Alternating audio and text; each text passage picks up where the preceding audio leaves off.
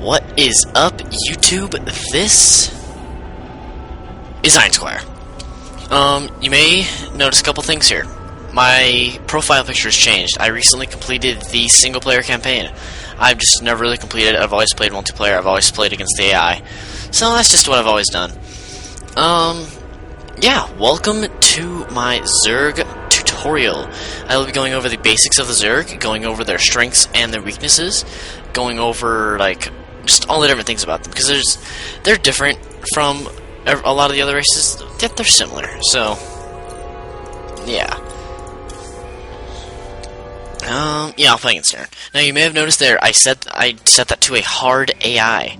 I'm trying to give myself a little bit of a challenge here to commentate while fighting against a hard AI. I have been playing all day, and I should be well set. Also, another challenge, I don't know this map, so it should be rather interesting.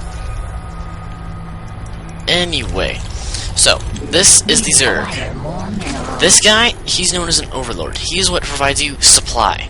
Now, I explained that the pylons for the Protoss give psychic energy, and that supply depots for the Terran house supplies. Now, what do Overlords do? Overlords, they're like the mental link to the army that you have. Now, how does that make sense? You may ask.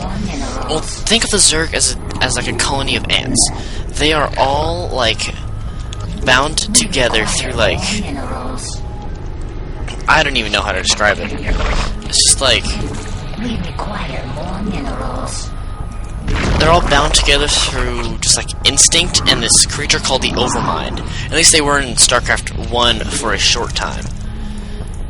Then, well, I'll get into that when I start doing the campaign, because that's kind of where that takes off.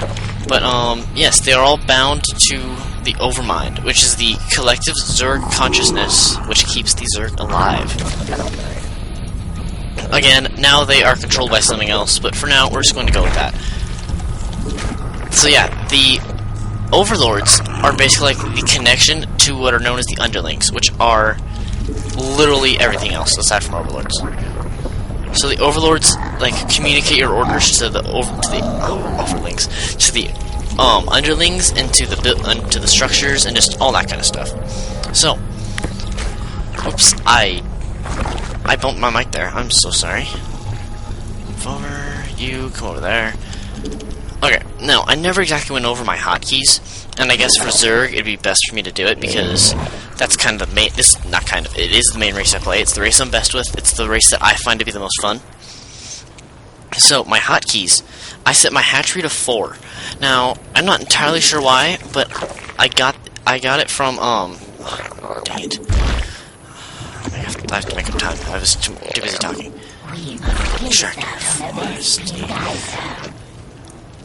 But when I used to play Warcraft 3, and I still sort of play Warcraft 3, I'd always set my main building to 4, just because I'm a writer, so my hands are always on like the ASDF keys, so I just jump up, tap 4, and then I'm done.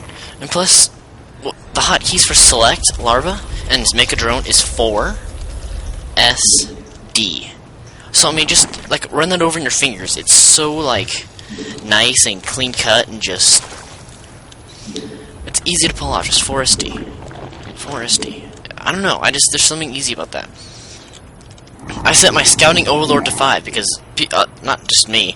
A lot of people tend to scout with Overlords, myself included. Dang it, I totally screwed this up, but I think I can recover.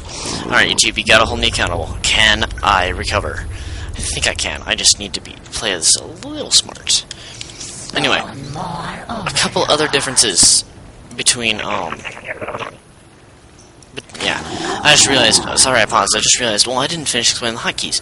Well, I shall finish the hotkeys play when I start having more hotkeys. You're gonna kill my Overlord. It's the only problem with the Overlord scouting. They're gonna supply block me, and that sucks. That's what supply block means, by the way. When you kill off a supply depot, a pylon, or an Overlord, and you're actually behind in supply. I can't build anything else aside from Overlords now, and it really, really sucks. I'm gonna build another Overlord. Metabolic boost. So yeah, when I start getting more hotkeys, I will... that's when I'll explain it. Because right now, I don't have that many hotkeys. I just have 1 right now. Okay, so, what you may be asking, what is this gray stuff that you see that is kind of like writhing? I mean, look at that, it's alive underneath the ground there. What is this? Well, it is known as creep. It is a gray organic material that nourishes all Zerg structures. No, I can't. Actually, I'm gonna build crawler and build a spine crawler. Okay. It nourishes all Zerg buildings, and all Zerg buildings must be placed on top of this. The only exception being hatcheries, which are these, and extractors, which are the gas geysers, which are what you place on gas geysers. Now, you may notice that these larvae just popped off of the off of my hatchery. Now, what do those do, you may ask? Well, those are what you mutate units out of. And yes, I did just say mutate. You do, as the Zerg, you do not build or warp in units. You mutate them. The Zerg are masters of genetic engineering. Their larvae split off into different units, all of which have different DNA set in them.